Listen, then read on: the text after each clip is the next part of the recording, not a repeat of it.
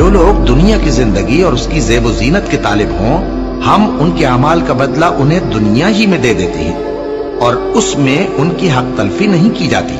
ये वो लोग हैं जिनके लिए आखिरत में आतश जहन्नम के सिवा और कुछ नहीं, और जो अमल उन्होंने दुनिया में किए सब बर्बाद, और जो कुछ ये करते रहे सब जाया हुआ।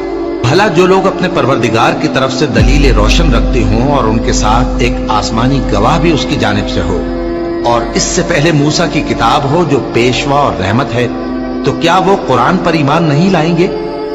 यही लोग तो इस पर ईमान लाते हैं, और जो कोई और फिरकों में से इससे मुनकिर हो तो उसका ठिकाना आग है। तो तुम इस कुरान से शक में न होना, ये तुम्हारे परवरदिगार की तरफ से हक है, लेकिन अक्सर लोग ईमान नहीं लाते। और उससे बढ़कर जालिम कौन होगा जो अल्लाह पर झूठ बांधे?